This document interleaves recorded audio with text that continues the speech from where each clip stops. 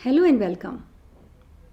प्रधानमंत्री को लाल किले से ये कहना पड़ा कि हमारा सोशल फैब्रिक बन गया है कि हम लोग गाली देते हैं। आखिर हम गाली क्यों देते हैं? गाली कहाँ से सीखते हैं? गाली देने से क्या होता है? और इसका आपके प्लेसमेंट पे क्या असर पड़ता है? ये है आज का वीडियो। गाली सबसे पहले कहाँ से हम लोग सीखते हैं? गाली सीखते हैं या तो घर से और या फिर दोस्तों से। दोस्त भी कहाँ से आते हैं? किसी और घर से जहाँ पर गालियाँ बोली जा रही हैं। इसका मतलब बेसिकली हम लोग घरों से ही गालियाँ सीखते हैं। हर जगह के, हर एरिया के, हर उम्र के, हर जेंडर के लोग गाली देते हैं और ये सब गालियाँ घरों से शुरू होती हैं। बड़ा एक अजीब सा मैं अपना एक्सपीरियंस बताती हूँ आपको। एक प्राइवेट यूनिवर्सिटी में मैं काम करती थी। वहाँ पर एक चेयरमैन की एक सेक्रेटरी थी, यूएस से थी। पता नहीं क्या करने वो वापस भारत आ गई थी। She was born and brought up in US. वो जब बात करती थी तो मुझे बताया लोगों ने, क्योंकि मेरे सामने ऐसा कभी नहीं हुआ, लेकिन बात करते करते कस वर्ड्स बोल जाती थी और वो सुनने में बहुत बुरा लगता था। कुछ लोगों ने शायद ऑब्जेक्ट किया होगा उसको, तो एक बहुत लंबी सी मेल लिख के आई जिसका क्रक्स ये था कि जो मैं बात बोलती हूँ वो गाली नहीं है, उसको गाली ना समझा जाए, वो अंडर द ब्रेथ ऐसे ही निकल जाता है और उसका बुरा ना माना जाए। तो जो इतनी बड़ी सी मेल थी अंग्रेज़ी में लिखी हुई, उसका मैंने हिंदी में एक सवाल पूछा कि क्या इस मेल का मतलब है कि आप यूनिवर्सिटी में रह के गाली दे सकती हैं और कोई गाली नहीं देना चाहिए, किसी और को गाली नहीं देना चाहिए, ये मतलब है? फिर ऐसे केसेस में जैसा होता है, 1 महीने के अंदर मुझको टर्मिनेशन का नोटिस मिल गया और मैंने खुद ही खुशी खुशी अपना नोटिस पीरियड सर्व करके रेजिग्नेशन दे के बाहर आ गई। मैं I was happy, I was not and I am not part of that kind of thing. मुझे खुशी है कि मैंने रेज़ किया ये मुद्दा। मुझे खुशी है कि यदि उसकी जितनी कॉस्ट मुझे देनी थी मैंने दी, and I am proud of myself. Workplace में यदि आपका बॉस आपको गाली देता है, बहुत धीरज से उनसे पूछिए कि आपकी एक्सपेक्टेशन क्या है और मैं उसमें क्या नहीं मीट कर पा रहा हूँ या मीट कर पा रही हूँ। उसमें से जितना आप कर सकते हैं आपके KRA KPIs के हिसाब से कर दीजिए, अदरवाइज़ वो आपकी एनुअल रिपोर्ट ख़राब कर सकते हैं, रैंकिंग ख़राब कर सकते हैं, प्रमोशंस ड्यू नहीं दे सकते हैं या फिर नौकरी से निकाल सकते हैं। मैक्सिमम इतना ही होगा, पर ज़िंदगी, लाइफ और आपका कैरेक्टर, ये चीज़ें इन सबसे ज़्यादा इम्पॉर्टेंट हैं।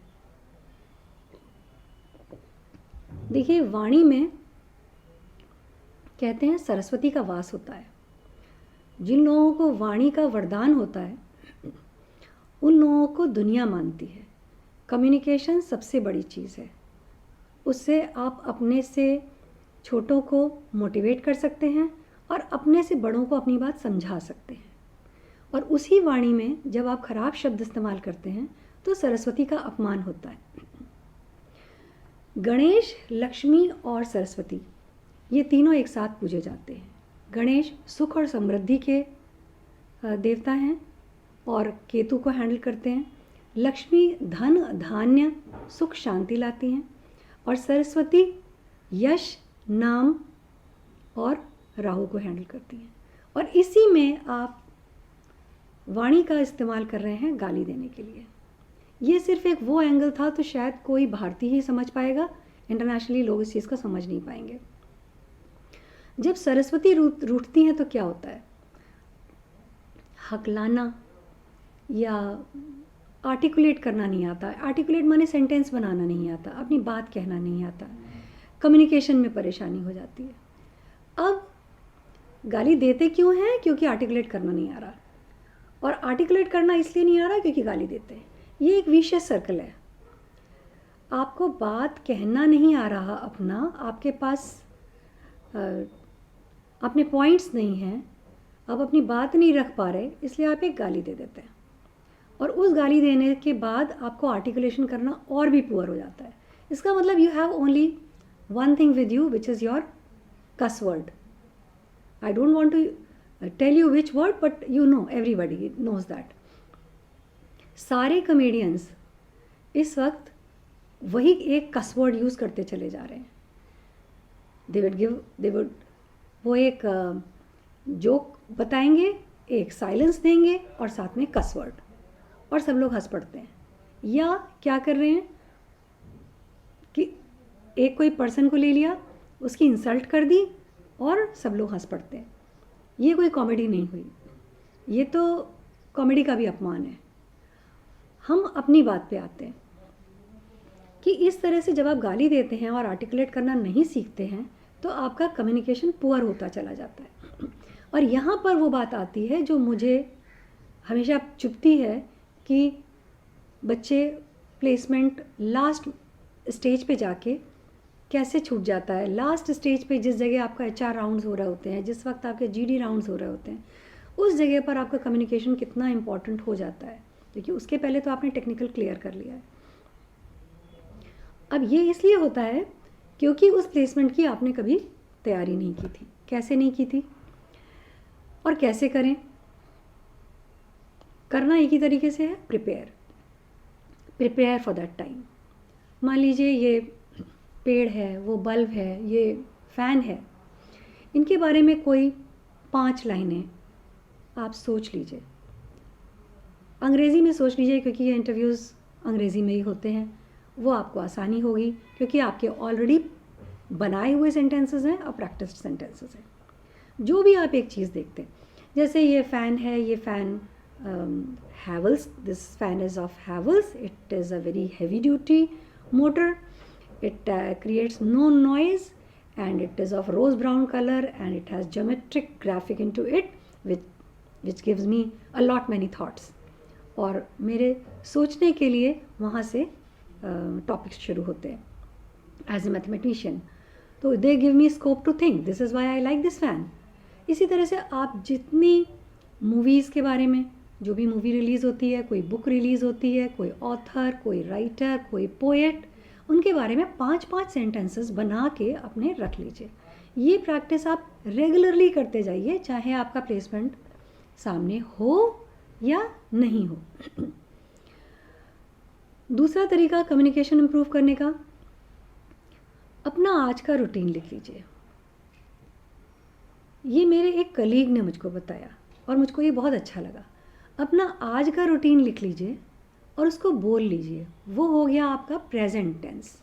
उसके बाद अगले दिन वही बात आप कहेंगे, पिछले दिन क्या हुआ था तो आपका पास्ट टेंस, और अगले दिन मैं क्या करूँगा वो फ्यूचर टेंस। अपने रूटीन को ही आपने 2 दिन बोला, 3 दिन बोला, और आपका जो आप डेली यूज़ का काम है वो आपका स्ट्रेंथन होता चला जा रहा है।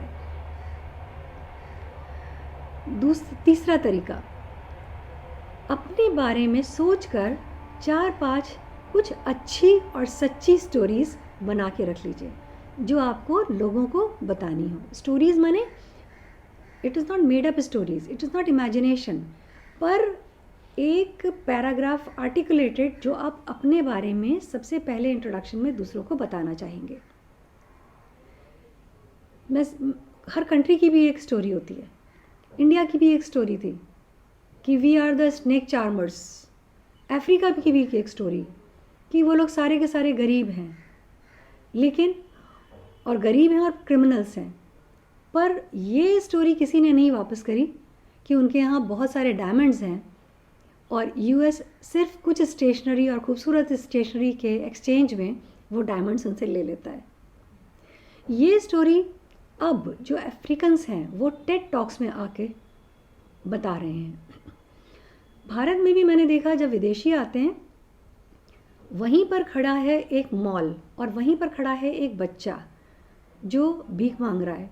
वो उसको बिस्किट के पैकेट देते हैं 3-4 बच्चों को और फिर उसका फ़ोटो क्लिक करते हैं। वो इतने बड़े मॉल का और ये कि 16 लेन की रोड का इनका वीडियो नहीं लेते, वो ये नहीं दिखाना चाहते क्योंकि वो जो देखने आए थे वो स्टोरी तो डिफरेंट थी और यहाँ पर भारत कुछ और दिख रहा है, राइट। तो इसी तरीके की जब तक इट इज़ सेड दैट जब तक कि शेर अपनी कहानी लिखना नहीं शुरू करेगा, हमेशा शिकारी उनकी कहानी लिखेगा, क्योंकि शिकारी ही जीता और शिकारी को ही कम्युनिकेट करना आता है और शेर को तो कम्युनिकेट करना नहीं आता। इसलिए शेर को कम्युनिकेट करना सीखना पड़ेगा, नहीं तो हमेशा कहानी शिकारी के पॉइंट ऑफ व्यू से ही लिखी जाएगी कि शेर कितना बुरा इंसान, कितना बुरा जानवर था। 2023 में ये कहानी इतनी दूर तक आ गई। अब कम से कम हम लोग ये डिसाइड कर लें, सिर्फ एक 42 डेज़ का पीरियड ले लीजिए, 21 दिन सोच लीजिए कि मैं गाली नहीं दूंगा या नहीं दूंगी, और अगले 21 दिन कि मैं गाली सुनूंगा नहीं। जब आप गाली सुनने को मना करते हैं, उसके पहले आपको गाली देने को अपने आप को रोकना पड़ेगा। आप एक बात सोचिए, जब कोई कहीं थूक रहा है और यदि वो आपके ऊपर पड़ रहा है तो क्या आप उस इंसान को मना नहीं करेंगे?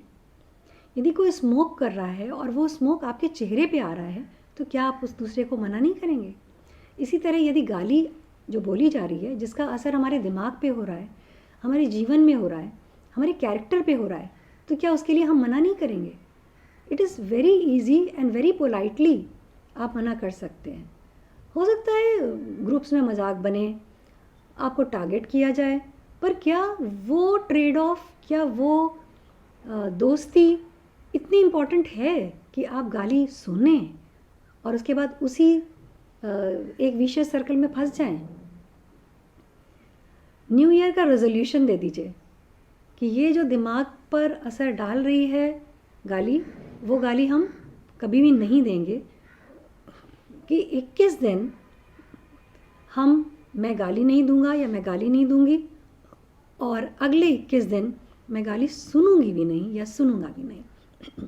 और देखिए कि सुख, समृद्धि, लक्ष्मी, यश सब आपके साथ होंगे। Let us strive for a better articulation so that we speak, communicate without cuss words. Happy communication, happy communicating without any cuss word.